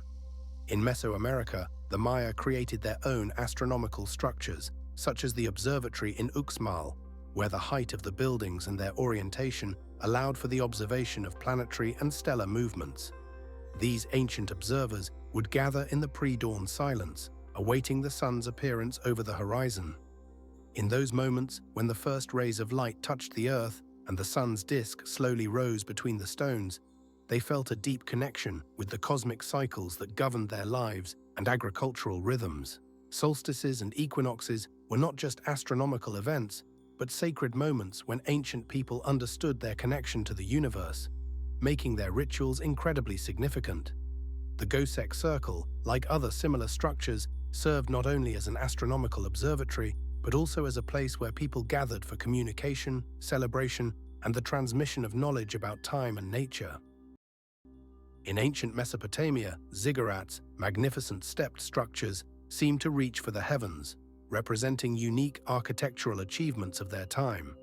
These monumental structures could reach heights of up to 90 meters and were built from fired brick, often adorned with glazed tiles, which gave them a special beauty and longevity. Ziggurats served not only as religious temples, but also as astronomical observatories where priests observed celestial bodies. It is believed that they also served as shelters during floods, protecting people from natural disasters that frequently occurred in this region between the Tigris and Euphrates rivers. These structures could symbolize the world mountain, connecting earth and heaven, emphasizing their spiritual significance to the local inhabitants. Climbing the monumental staircases of a ziggurat, one feels as if approaching the heavens, and from the upper platform, a breathtaking view of the surrounding city unfolds. Long shadows cast by the ziggurat at sunset create a mysterious and majestic atmosphere, where the breath of antiquity is palpable. Notably, the ziggurat in Ur, built around 2,000 years before our era, is a striking example of this architectural style. Its stepped form and well-thought-out construction attracted the attention not only of ordinary residents, but also of rulers, who used ziggurats as symbols of their power and divine patronage. This ziggurat, with a height of more than 21 meters, is adorned with tiles featuring bright patterns that continue to amaze researchers. Scholars suggest that ziggurats could have been places for conducting rituals and sacrifices where people turned to the gods. In this context, ziggurats become not just architectural forms, but true cultural and religious centers, reflecting the complexity and diversity of the Mesopotamian civilization. Climbing the steps of a ziggurat was not just a physical effort, but also a spiritual process, connecting people with their faith and cultural traditions. Researchers still debate the exact functions of ziggurats, but their grandeur and significance for the ancient Mesopotamians remain undeniable. The stereotype that people in ancient times believed in a flat earth is a myth, just like many other notions about the past. Scientists such as the Pythagoreans in the 6th century BCE already proposed the idea of a spherical earth based on observations and mathematical calculations. Pythagoras believed that the earth was spherical not only due to symmetry, but also because the circle is the ideal geometric figure. In the 4th century BCE, Aristotle provided several proofs to support his view. He noted that when observing ships sailing over the horizon, the hull disappears first, followed by the mast, indicating the curvature of the Earth. Furthermore, Aristotle mentioned the shadow cast by the Earth on the Moon during lunar eclipses, which always appeared circular, thus confirming the Earth's sphericity. Eratosthenes in the 2nd century BCE was one of the first to attempt to measure the circumference of the Earth. He used the differences in the angles of sunlight falling on two different cities in Egypt, Siwa and Alexandria, to calculate the distance between them and consequently the circumference of the planet with remarkable accuracy, which was approximately 40,000 kilometers. In most ancient civilizations, including the Greeks, Indians, and Arabs, educated individuals were aware of the Earth's sphericity. They relied on observations of the starry sky, noticing how stars revolve around the North Star, and realized that this rotation was only possible with a spherical planet. For example, the Roman philosopher Seneca in the 1st century CE stated that the Earth must be spherical because the circular motion of celestial bodies could not be explained otherwise. Ancient scholars drew their conclusions based on observations and reasoning, not on myths and legends. Therefore, the knowledge of the Earth's sphericity was part of scientific discourse throughout the centuries, challenging the notion that this discovery was a result of the age of great geographical discoveries. Queen Nefertiti is one of the most mysterious figures of ancient Egypt. Her disappearance from historical records has given rise to numerous questions and theories. Nefertiti was not only the wife of Pharaoh Akhenaten, but also a key figure in his religious revolution when he introduced the cult of the single god Aton, rejecting traditional Egyptian polytheistic beliefs. The images of Nefertiti that have survived to this day demonstrate her extraordinary beauty and influence. In the famous bust of Nefertiti, discovered in Amarna in 1913 by German archaeologist Ludwig Borchardt, she is depicted with an oval face, clear features, and a graceful neck, which emphasizes her status and role in society. However, starting from the 12th year of Akhenaten's reign, mentions of Nefertiti disappear from historical chronicles, which only adds to her mystery. There are several theories about her fate. One suggests that Nefertiti died from an epidemic that swept the country at that time. Another version proposes that she might have been exiled or even changed her name, continuing to rule as a co-regent or even a sole ruler under the name Smenkhkare, which would have been quite a bold move for a woman in those times. This version is supported by the fact that some artifacts and inscriptions from that period mention Smenkhkare, but their connection to Nefertiti remains unclear. The search for her tomb has been a focus of archaeologists for a long time, and in 2005, a mummy known as Younger Lady was discovered, sparking heated debates among researchers. Some scholars believe this could be Nefertiti's mummy, but the lack of clear evidence makes this hypothesis just one of many. In 2017, archaeologists led by Zahi Hawass conducted research in the tomb of Tutankhamun, hoping to find traces of Nefertiti, but no conclusive evidence was found. The mystery of her disappearance remains unsolved and creates an aura of secrecy around this charismatic historical figure, whose influence on Egyptian culture and religion is still felt even after thousands of years. Nefertiti was not just a queen, but a symbol of change that the ancient world could not fully comprehend. The ancient Egyptians developed a comprehensive collection of spells and instructions known as the Book of the Dead, which served as a guide for the deceased in their journey through the afterlife. This collection, which emerged around the 30th century BCE, contains over 100 spells, each designed to protect the soul from various dangers in the Duat, the realm of the dead. One of the central rituals described in the Book of the Dead is the weighing of the heart, performed by the god Osiris. At this moment, the heart of the deceased was placed on one side of the scales, while on the other side was the feather of the goddess Ma'at, symbolizing truth and justice. If the heart was lighter than the feather, the soul could continue its journey to the fields of Aru, the Egyptian paradise, where eternal life filled with happiness and abundance awaited. However, if the heart was heavier, it became a victim of the monstrous Ammit, who devoured the souls of the wicked. The ancient Egyptians believed that mummification was not just a means of preserving the body, but a necessary measure to ensure immortality. The process of mummification took around 70 days and involved the removal of internal organs, which were placed in special containers called canopic jars. The body was then treated with natron and oils and wrapped in linen to protect it from decomposition. Along with the deceased, numerous items were placed in the tomb, including food, drinks, and various objects that might be needed in the afterlife. This was done to ensure the comfort of the deceased in their new existence. Solemn funeral rituals were conducted by priests who recited spells and made offerings, creating an atmosphere of solemnity and sanctity. The flickering of torches illuminated the dark burial chambers, filling them with a mysterious light and emphasizing the significance of the moment.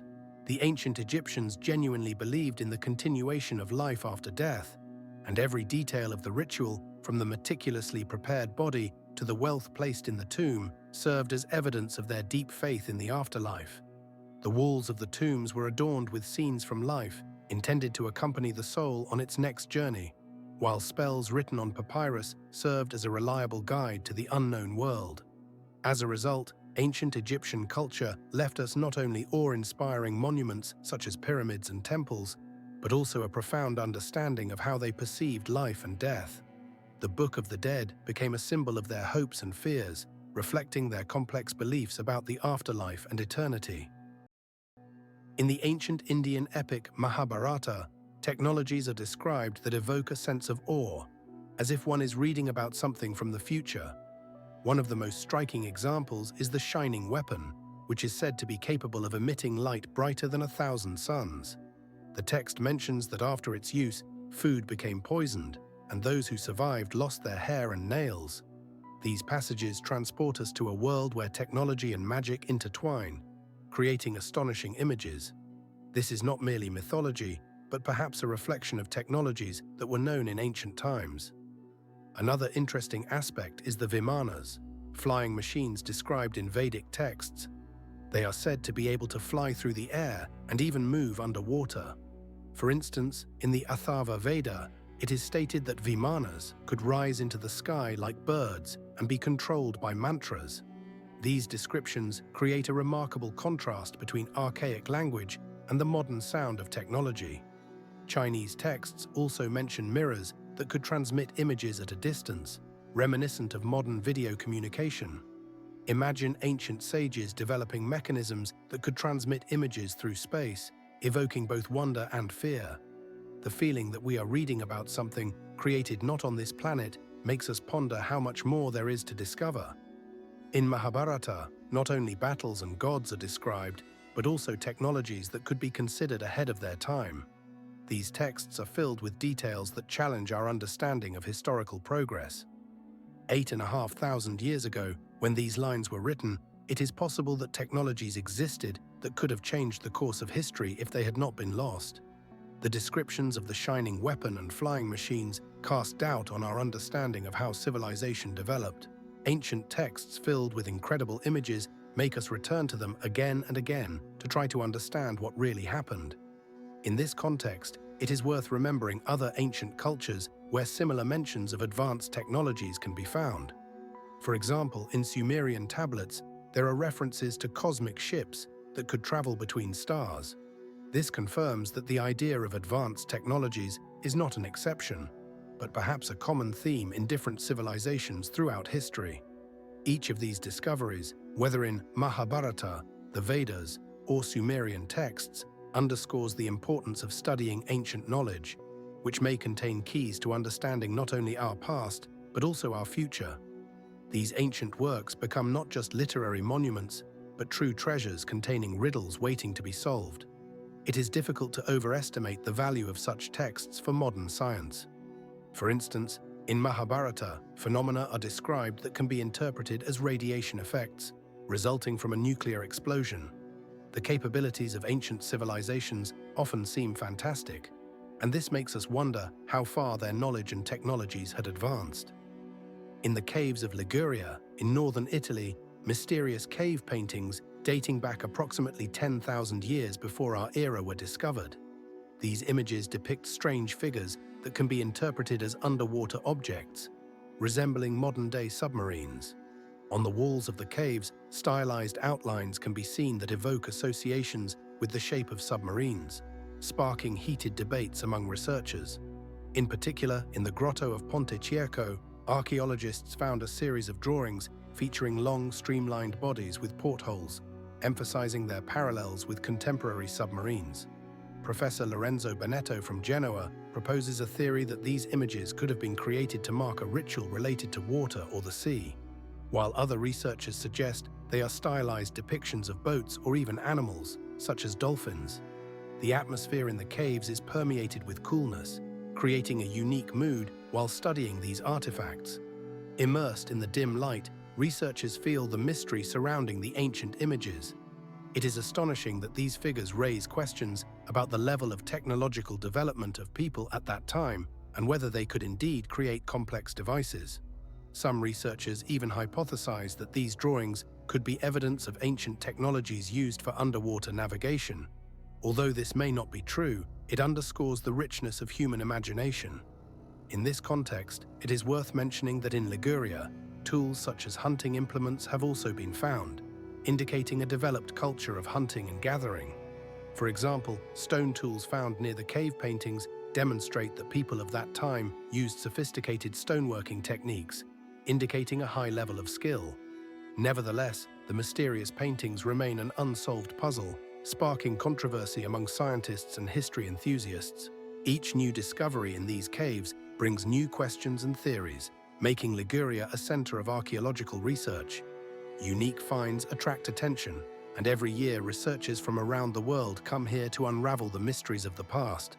The caves of Liguria continue to be a repository of ancient knowledge and evidence of our human heritage. For instance, in one of the caves, traces of people who lived there were found, confirming human activity over thousands of years.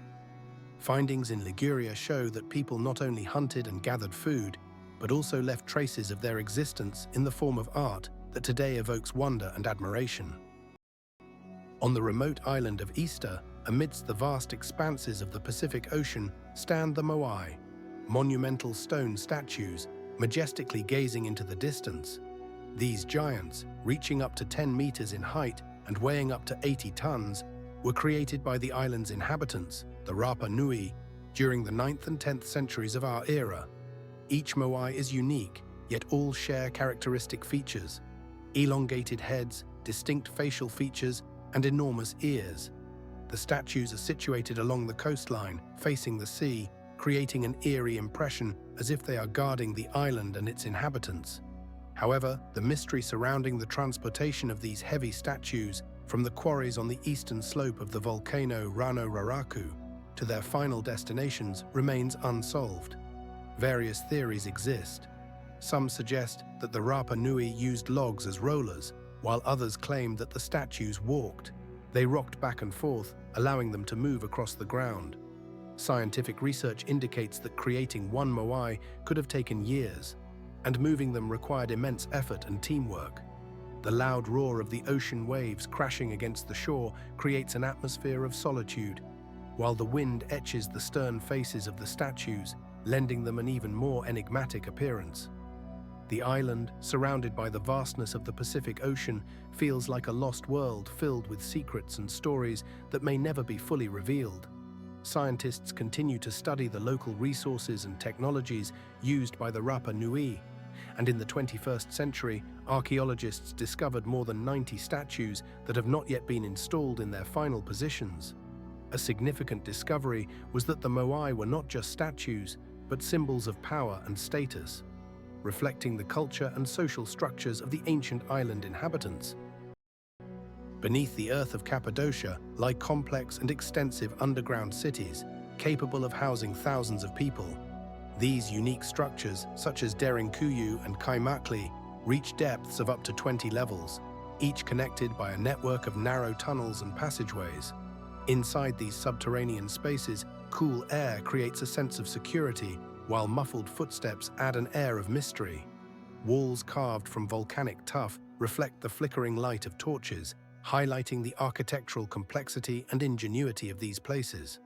The underground cities featured sophisticated infrastructure, including ventilation shafts, wells, and security systems. For instance, stone doors that could be closed from the inside served as protection against enemy raids. There are several theories about the purpose of these underground shelters. One of the most widespread versions suggests that they were used as hiding places during wars and persecutions, allowing local residents to escape from enemies. Other researchers propose that these cities also served as wine storage and production facilities, as the subterranean environment maintains a stable temperature and humidity, ideal for winemaking. In some cases, the underground cities could have been religious centers where residents conducted rituals, hiding from the outside world. These subterranean structures, dating back to the Hittite Empire, continue to be the subject of research and mysteries. In the 20th century, archaeologists like Dr. Ibrahim Kaplan discovered numerous artifacts confirming the use of underground cities over centuries. For example, in the 12th century, our ancestors used them as shelters from the Crusaders, underscoring the strategic importance of these places. Researchers have identified more than 100 underground cities in Cappadocia, making this region unique from an architectural and historical perspective. Each of these cities has its own characteristics, but they all share one crucial detail. They were designed for survival in conditions where safety and protection were paramount. The internal spaces of the subterranean cities are often adorned with rock paintings and inscriptions, offering a glimpse into the spiritual world of their inhabitants. However, the exact purpose of many of these spaces remains unknown, adding an extra layer of charm and intrigue to these enigmatic places.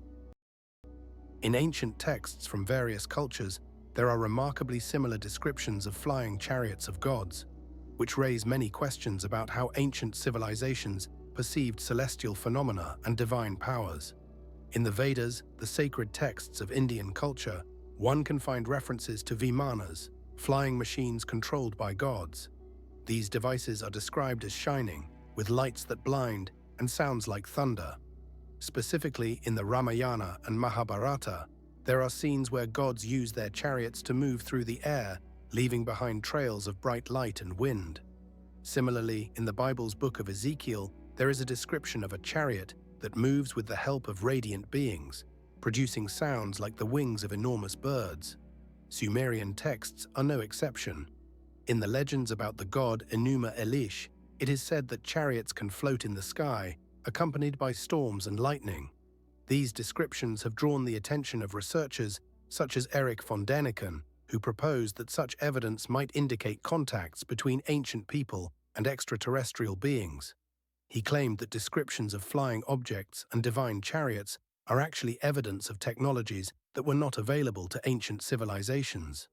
However, there is an opposing viewpoint, which suggests that such descriptions should be interpreted as metaphorical representations of natural phenomena or mythological constructs created to explain mysterious occurrences in the world around them. These debates about the meaning of these texts highlight how complex it is to interpret ancient sources. Meanwhile, sensory details such as radiance, thunder, and wind create vivid images in the imagination, making us ponder how ancient people perceived the world around them. As a result, these myths and legends become not only the foundation of religious beliefs, but also a reflection of human nature, striving to explain the unknown. In the Epic of Gilgamesh, one can see references to divine beings descending from the heavens on shining chariots, which also emphasizes the deeply rooted idea of divine intervention in different cultures. These descriptions not only highlight the culture of a people, but also serve as a basis for further research into how ancient civilizations interacted with their environment and how their beliefs about the divine could have been shaped by real observations. It is important to note that despite various interpretations, all these texts provide a window into the world of ancient beliefs and perceptions of the cosmos. In these sources, we find not only information about technologies, but also cultural and social realities that defined the lives of people at that time. In the valley of the Indus River, there once existed one of the greatest ancient civilizations, known as the Harappan civilization, which left behind an impressive legacy. Cities such as Mohenjo-Daro and Harappa were built with an astonishing level of urban planning. Streets intersected at right angles, forming a clear grid. This system allowed for efficient organization of movement and made the cities more secure. The developed sewage systems were true engineering marvels. Underground clay pipes ensured the drainage of wastewater, demonstrating a high level of sanitation for the time. Standardized measures and weights used in trade indicate that these cities had complex economic connections and trade routes extending to Mesopotamia. However, this vivid picture began to fade with the disappearance of the civilization in the 3rd millennium BCE. Several theories explain the decline of Harappa. One of the main hypotheses is the change in the course of the rivers, which could have led to a shortage of water for agriculture, on which the inhabitants depended. Climate changes may also have played a role, as archaeological research shows that there were severe droughts at that time. Invasions by Aryan tribes coming from the north could have been the catalyst for the final destruction of this civilization. Epidemics may also have contributed to the decline. Findings of bones with signs of disease indicate that the population may have faced serious epidemics. Mohenjo-Daro, once the center of life, now appears as an abandoned city, where only the wind whispers about its former glory. The citadel, towering over the rest of the city, served not only as an administrative and religious center, but also as a symbol of power. Inside it was the Great Bath, a massive structure with a water supply system intended for ritual ablutions. This place was the heart of the city, where residents gathered for communication and news exchange. Imagine the bustle of crowded streets filled with the sounds of trade, the cries of vendors, the scents of spices and fresh produce, the aroma of bread from ovens. Over time, however, these streets emptied, and the once thriving markets became reminders of the past. Archaeologists working on excavations find more and more artifacts that help restore the picture of the life that once thrived in these cities, but has disappeared under the sands of time. In Harappa and Mohenjo-Daro, artifacts such as seals with animal and symbol images, which have not yet been deciphered, have been found. These discoveries only emphasize the mystery and complexity of this civilization, which left behind many questions and enigmas. In the heart of Mexico lies Teotihuacan, an ancient city that continues to amaze researchers with its scale and mysteries. The pyramids of the sun and the moon, towering above the earth like guardians of secrets, draw the attention of thousands of tourists and scholars. The Pyramid of the Sun, built around 2,000 years ago, reaches a height of 63 meters, making it one of the largest pyramids in the world. The pyramid's structure, consisting of millions of stones, was constructed with precision that astounds modern people. The smaller Pyramid of the Moon, though less impressive in size, is no less awe-inspiring. It is surrounded by rows of stones forming triangular platforms, emphasizing its significance in the ritual practices of the ancient inhabitants. The Avenue of the Dead, stretching over 2 kilometers, connects these magnificent structures, creating a sense of space and grandeur. The footsteps of those who walk along this avenue echo through the ages, as if the walls hold the sounds of millennia. The wind, freely wandering between the pyramids, whispers of forgotten stories, while the play of light on the steps of the monumental structures makes one ponder what secrets these stones hold. The city's geometric layout is impressive in its symmetry and planning. Streets intersect at right angles, and the main axis of the city is precisely aligned with the sunrise, indicating the astronomical knowledge of its creators. Despite this, the authors of this grand project remain unknown. Debates continue about who built Teotihuacan. It was not the Aztecs, as often thought, but some civilization that existed long before them. The reasons for the city's abandonment in the 6th century AD remain a mystery. Some researchers suggest environmental catastrophes, while others propose internal conflicts. Nevertheless, even in its abandonment, Teotihuacan has not lost its appeal, and its grandeur continues to captivate. The place where life once thrived is now a subject of study for archaeologists seeking to unravel its mysteries. Located 250 kilometers from Mexico City, this city still preserves traces of its inhabitants, leaving us with questions that are difficult to answer. Imagine for a moment the crystal skulls, which according to some sources were found in Central America and remain the subject of endless debates and mysteries. These skulls, carved from a single piece of colorless quartz, are remarkable for their flawless polishing and anatomical precision. One of the most famous specimens was discovered at the beginning of the 20th century and attracted the attention not only of archaeologists, but also of mystics. Their surfaces reflect light so that it seems as if there is a play of light inside the crystals, making the skulls appear alive. The gaze of the empty eye sockets directed at the observer creates the sensation that they see more than just the surrounding world. These artifacts, as some researchers claim, may possess mystical properties related to ancient rituals or ceremonies that could have been performed by priests. However, not everyone agrees with this viewpoint. Many consider them to be skillfully crafted forgeries created in the 19th century to attract tourists and collectors. Among the skeptics, the name of the renowned archaeologist and expert on Mesoamerica, Dr. Frank Davis, stands out. He asserts that the technologies used to create these skulls were not available to ancient civilizations. The high degree of crystal processing and complex polishing methods suggest a later origin. For example, some skulls have smooth, perfectly even lines that could not have been achieved with primitive tools. Meanwhile, proponents of the theory of their ancient origin point out that such skulls could have been used in ritualistic purposes and held ancient knowledge. 8 skulls, which are the focus of researchers' attention, have been exhibited at auctions and museums, sparking heated debates among archaeologists and historians. In this context, it is interesting that one of the skulls was sold for more than $100,000 in 2008, further fueling the interest of collectors and adventurers. The coldness of the crystal felt upon touch and the play of light inside make these artifacts extraordinarily captivating. Even after decades, they continue to evoke admiration and fear, making people ponder what they might be hiding. It is interesting that in most scientific circles, these skulls are considered evidence that can shed light on the mysteries of ancient civilizations.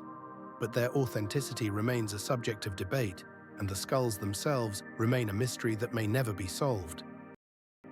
For centuries, secret societies served as repositories of esoteric knowledge, transmitted only to the chosen few. The mysteries of Eleusis, dating back to ancient times, were dedicated to the cult of Demeter and Persephone, and their initiation rituals included complex ceremonies designed to grant participants access to the secrets of the afterlife. Those who desired to join this society had to undergo numerous trials, including oaths of silence, to keep the sacred knowledge secret. These rituals took place in sacred places illuminated by torches and were filled with symbolic gestures and passwords passed down through generations. The Pythagorean Union, founded by Pythagoras in the 6th century BCE, also adhered to a strict hierarchy and a multi-level system of initiation. Its members studied mathematics, astronomy, and philosophy, and practiced mystical ceremonies aimed at self-awareness and harmony with the cosmos. Pythagoreans believed that numbers possessed special properties and used them in their teachings, leaving a profound impact on the development of science. The cult of Mithras, which emerged in the Roman Empire, also had its secret rituals, including sacrifices and initiation rites similar to those practiced in Eleusis. Members of the cult gathered in underground temples where mysteries were performed, symbolizing death and rebirth, emphasizing their belief in life after death. These secret societies not only preserved knowledge, but also created an atmosphere of unity and belonging to ancient wisdom, inaccessible to the majority. The symbolism used in rituals and traditions passed down orally created a continuous thread connecting ancient civilizations with the present day. The deep philosophical and mystical ideas of these societies continue to be a subject of interest and research. For instance, Pythagoreans believed in reincarnation and the connection of the soul with the cosmos, leading to the creation of a unique system of ethical and moral norms based on harmony and balance. The mysteries of Eleusis were not only religious ceremonies, but also socio-cultural events, attracting thousands of participants seeking not only spiritual enlightenment, but also communion with like-minded individuals. Despite many of these societies' practices remaining secret, their influence on culture, science, and philosophy is still felt today. Many modern scholars continue to study these ancient teachings, striving to understand how they have shaped human thought and culture. The mysteries of Eleusis, the Pythagorean Union, and the cult of Mithras left behind a rich legacy that continues to attract the attention of historians and researchers. The Great Sphinx of Giza, this monumental guardian of antiquity, majestically stands on a plateau in Egypt, its dimensions astounding the imagination. It measures 73 meters in length and reaches 20 meters in height. The Sphinx was carved from a single block of limestone, making it not only a symbol of power and might, but also an object of study for archaeologists and historians. The estimated time of its creation dates back to the era of the pharaohs, approximately 2,500 years before our era, during the reign of Khafre, whose name is associated with the nearby pyramid. This statue embodied multiple functions, from guarding the necropolis to representing the solar deity, and could also serve as an astronomical marker, indicating important moments in the astronomical calendar.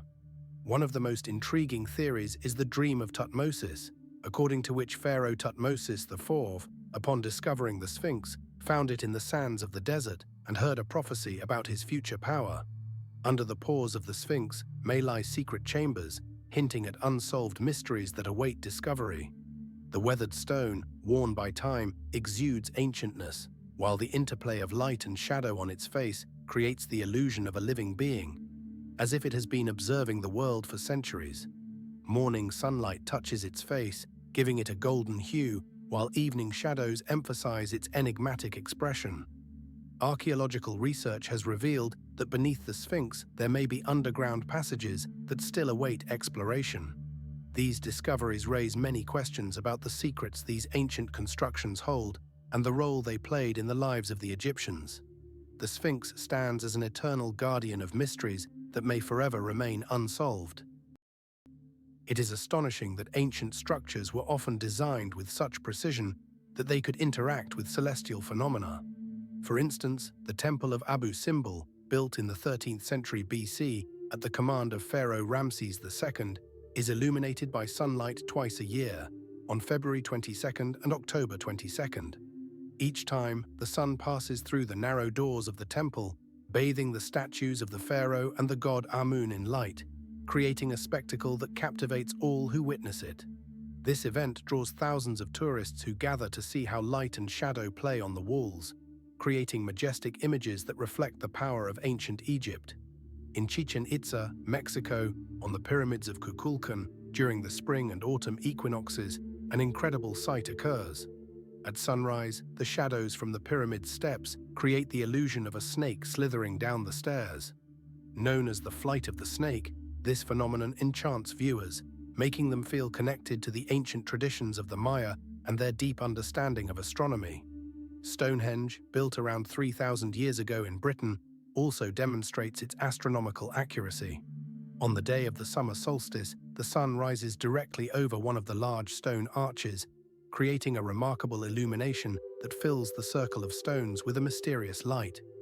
Observers, standing among these ancient monuments, hold their breath as the interplay of light and shadow creates a magical space filled with historical significance.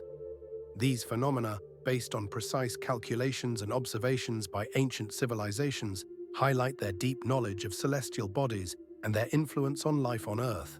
The Temple of Abu Simbel, the Pyramid of Kukulkan, and Stonehenge are not just architectural marvels, but also astronomical observatories that have left their mark on human history, emphasizing the importance of the connection between the heavens and the Earth. Each of these historical sites continues to amaze and inspire, creating unique moments when people can connect with ancient traditions and feel part of something greater. In Chichen Itza, for example, on the day of the equinox, crowds gather to watch as sunlight creates the snake effect, and the hushed whispers of those passing by become part of this unique event. Stonehenge during the summer solstice transforms into a temple of light, where each stone seems to come alive as it is bathed in sunlight.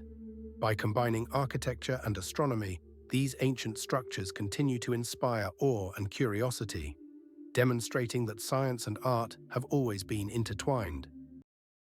Strangely, the discovery of Tutankhamun's tomb in Nubia gave rise to numerous myths about the curse of the pharaohs, which, according to some, strikes fear into the hearts of all who dare to disturb the peace of ancient Egyptians. The most famous case is associated with Lord Carnarvon, who funded the excavations and was the first to enter the tomb in 1922. Just a few months after the discovery, he died from a mosquito bite infection, which caused a public uproar. Local press eagerly picked up the rumors of a curse, claiming that his death was a result of an ancient curse written on the walls of the tomb. In the dim light of torches illuminating the hieroglyphs, it seemed as if the dead pharaohs were indeed warning of the consequences of invading their world. But Lord Carnarvon was not the only one to fall victim to the curse. Other members of the expedition, such as archaeologist Arthur Mace, also died shortly after the discovery of the tomb. And even if many of these deaths can be explained by natural causes, interest in the curse only grew. Some researchers suggest that the tombs could have contained toxic mold fungi, which when ingested caused serious illnesses. These fungi, such as Aspergillus, could cause nausea, headaches, and even death, which could have been the cause of the mysterious deaths. There are also other scientific explanations related to psychogenic effects. The complex atmosphere of ancient burial chambers, the musty air that fills the space, and the foreboding hieroglyphs create a certain psychological pressure on researchers. Entering the tomb, where no human foot had stepped for centuries, evokes a sense of dread that can lead to panic attacks, fear, and even hallucinations.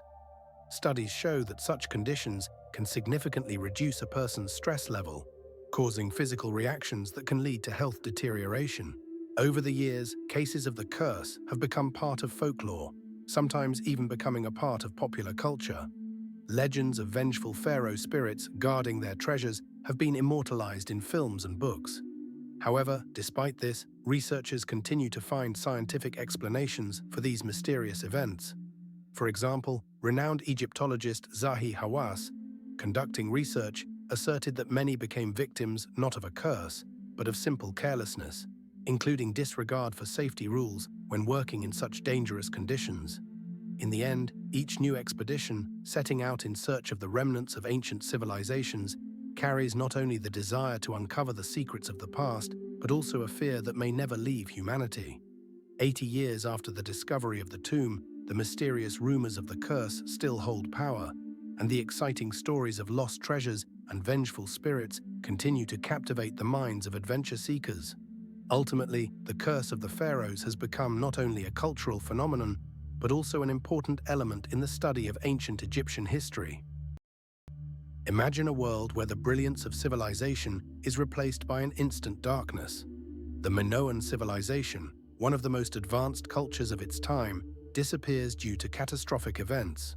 On Crete, the Minoans built palaces, such as the famous Knossos, with magnificent architecture, complex water supply and sewage systems that allowed them to enjoy comforts unavailable to many other peoples. Their art amazed with vivid frescoes depicting scenes of life, religious rituals, and the coastal areas where they actively traded with Egypt, the Near East, and even other parts of Europe. However, around 1600 years before our era, Crete and its inhabitants faced a terrible catastrophe when a volcanic eruption on the island of Santorini, known as Thera, caused a devastating tsunami. This tsunami struck the shores of Crete, destroying ports and fleets that were the foundation of the Minoan economy. The thunderous roar of the eruption drowned out the voices of people, and clouds of ash blocked out the sun, plunging the island into an atmosphere of panic and chaos. Nevertheless, not all scholars agree that this natural disaster was the cause of the Minoan decline.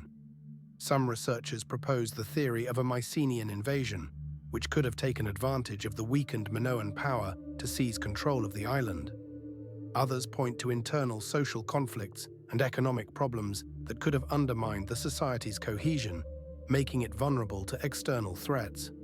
Thus, in once prosperous cities like Fes and Malea, chaos began as residents, terrified by the approaching catastrophe and growing conflicts, sought refuge. As a result, the Minoan civilization, symbolizing prosperity and cultural wealth, found itself on the brink of extinction. Archaeological excavations show that many palaces were abandoned in haste, indicating that the inhabitants did not have time to take their riches and achievements with them. Studies show that around 200 years after the catastrophe, the Minoan culture practically disappeared, giving way to a new order where Mycenaeans, coming from the mainland, established their rules on these fertile lands. Few people consider that the ancient Romans left behind not only military conquests, but also outstanding engineering achievements that continue to amaze. They developed a unique concrete, which included volcanic ash, allowing it to harden even underwater. This material became the basis for many monumental structures, such as the Pantheon, which was completed in the 82nd year of our era. The dome of the Pantheon, with a diameter of 43 meters, remains the largest unreinforced concrete dome in the world. Roman engineers also created aqueducts that could transport fresh water over long distances. The longest of these, the Aqueduct of Septimius Severus, was over 100 kilometers long and used an arch system to cross hills and valleys. Passing under the arches, one could hear the sound of water flowing through the channel, creating a sense of calm and comfort in the bustling city. Additionally, Roman baths, such as the Baths of Caracalla, were not only impressive in scale, but also featured a well-designed heating system. Under the floors were pipes with hot water, providing a pleasant coolness inside the buildings even on the hottest days. These baths could accommodate up to 3,000 visitors at a time, reflecting the high level of public life and culture among the Romans. Roman roads, such as the Via Appia, were built using a multi-layered technology to ensure their longevity. In some places, their surface has remained intact for 2,000 years, allowing modern travelers to walk the same paths once trodden by Roman legions. The smoothness of the stone polished by centuries under one's fingers evokes a sense of connection to those who came before, bridging the gap between the past and the present. Roman engineering achievements not only simplified the lives of their contemporaries, but also left a legacy that continues to inspire and awe. Ancient Egyptians possessed remarkable stoneworking technologies that continue to baffle and amaze modern researchers. Granite, diorite, and basalt, with high hardness ranking 7th and above on the Mohs scale, were used in construction and sculpture. For instance, granite blocks quarried at Aswan had perfect smoothness and luster, like mirrors reflecting sunlight. These surfaces maintained their smoothness over millennia, testifying to the high skill of ancient stonecutters. One of the most discussed mysteries is the precise right angles and cylindrical drillings with minimal deviations. For example, in the Temple of Hatshepsut at Deir el-Bahri, one can see columns with perfect proportions that are astonishing in their symmetry. Various theories exist regarding the methods of stoneworking. Some researchers suggest that Egyptians used abrasive sand mixed with water for polishing hard surfaces. Others propose the use of copper saws, which, despite being softer than stone, could effectively cut softer rocks. More exotic theories discuss the possibility of using sound technologies or even ultrasonic waves for cutting and polishing. The sounds produced by tapping on stone blocks can vary depending on the density and structure of the material, and researchers have found that some blocks produce singing sounds, which also hints at possible sound-based methods of processing. Masters working with materials like diorite, which has a hardness of 7 to 8, created works of art with incredible precision and detail, such as pharaoh statues. For example, the statue of Ramses II, carved from diorite, is impressive not only for its size, but also for its quality of finish. Internal details and carvings reveal the mastery that could not be achieved without complex technologies. Throughout the history of Egyptian craftsmanship, stoneworking remained a closely guarded art, passed down from generation to generation. However, none of the methods have been definitively proven, and many secrets have been lost. One thing is certain: the shine and smoothness of these ancient artworks testify to the high level of technology used by Egyptians to create their magnificent structures. There are numerous artifacts, such as obelisks and columns, that were carved with such precision that their installation required not only significant effort, but also a deep understanding of physics and engineering.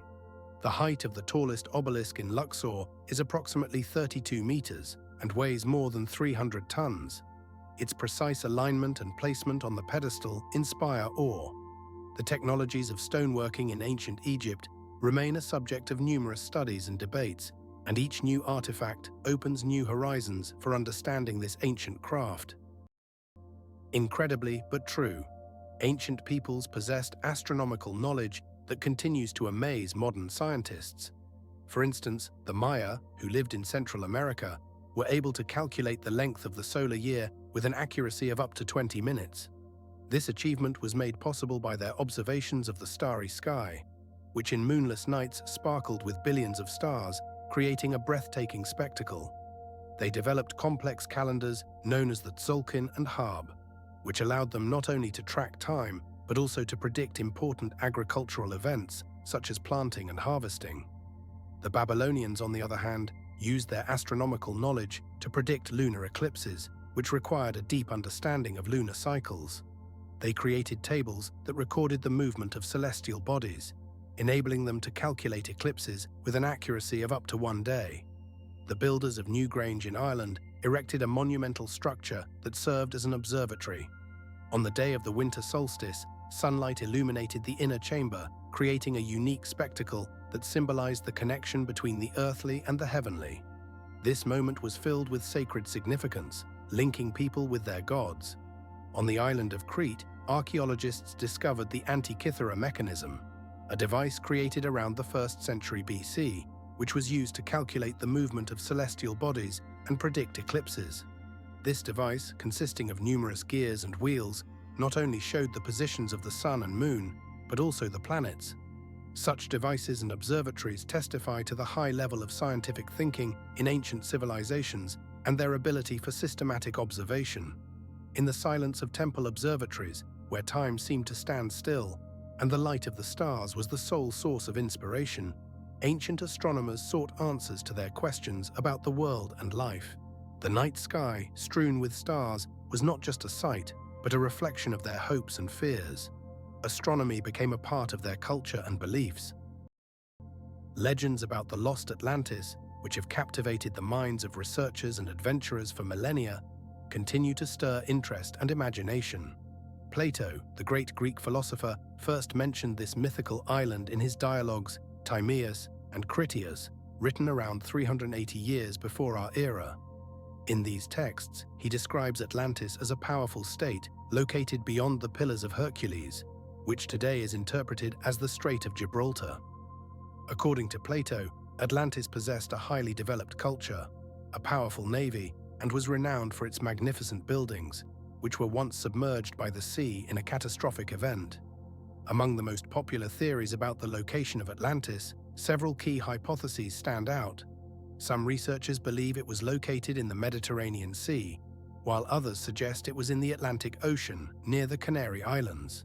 There are also versions linking Atlantis to the North Sea, where some underwater findings have prompted researchers to discuss possible remnants of an ancient civilization. In the Caribbean Sea, there are also hypotheses that this lost island might be located there. Even Antarctica has not escaped attention. Some scientists suggest that beneath the ice of this continent lie traces of Atlantis, buried under layers of snow and ice. In their search for this lost world, researchers delve into the vast expanses of the ocean, where the roar of the waves hides secrets and the salty smell of the sea fills the air. They explore underwater reefs and ancient ocean currents, full of mysteries, leaving behind artifacts and traces that may indicate the existence of this mythical civilization. In 2003, a group of archaeologists led by Dr. David Mather discovered underwater structures in the vicinity of the Bermuda Islands, which sparked heated debates about a possible connection to Atlantis. These coral-covered stone formations, comparable in size to ancient buildings, have an origin that remains a mystery. As scientists continue their research, each new discovery adds fuel to the fire of debates about whether this place was a real, mysterious island or merely a product of Plato's imagination.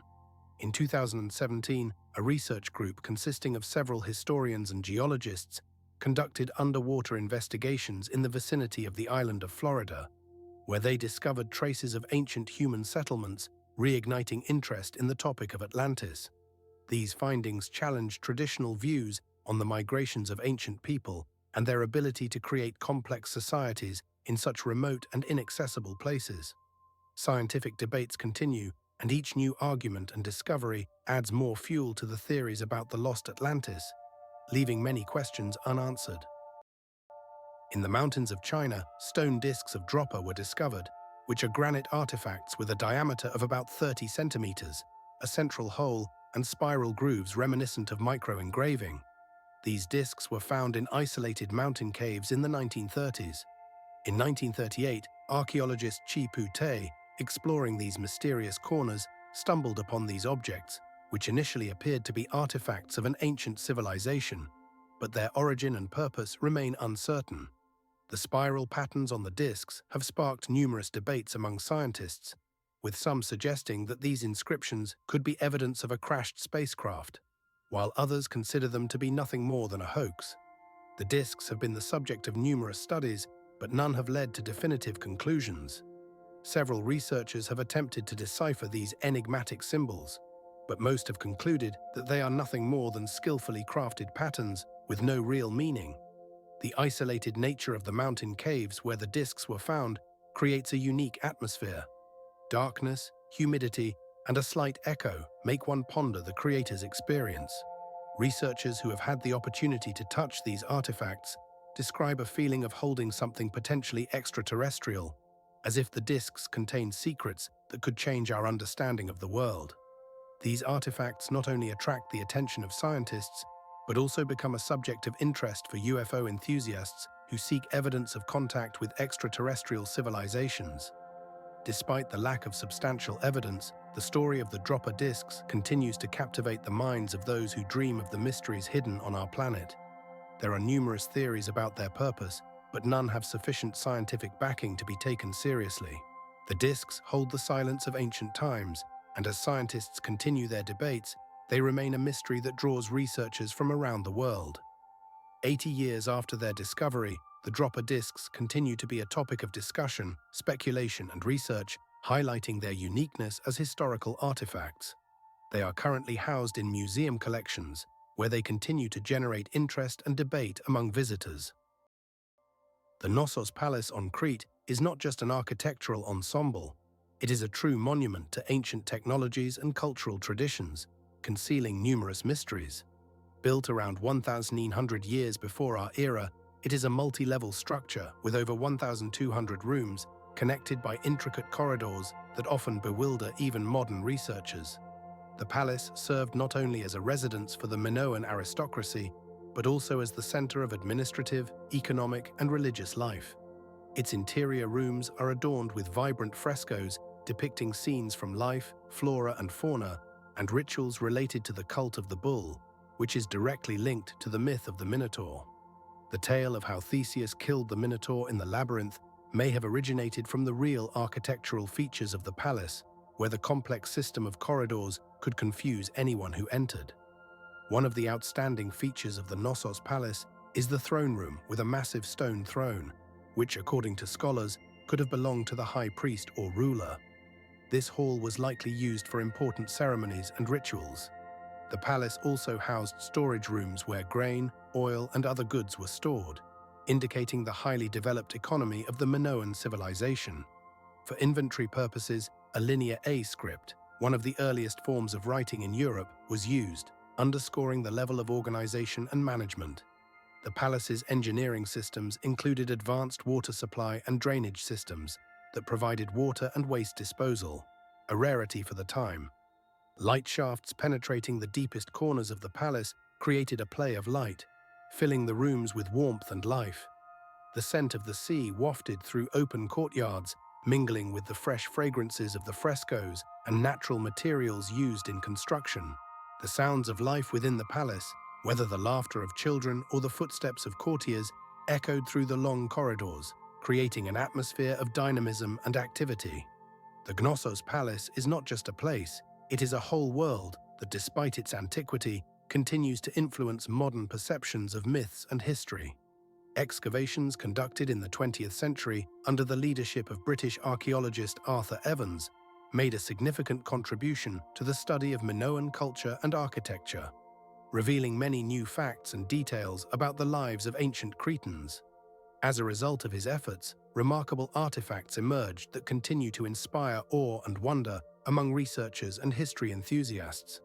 The palace covers an area of around 20,000 square meters, making it one of the largest palace complexes of its time.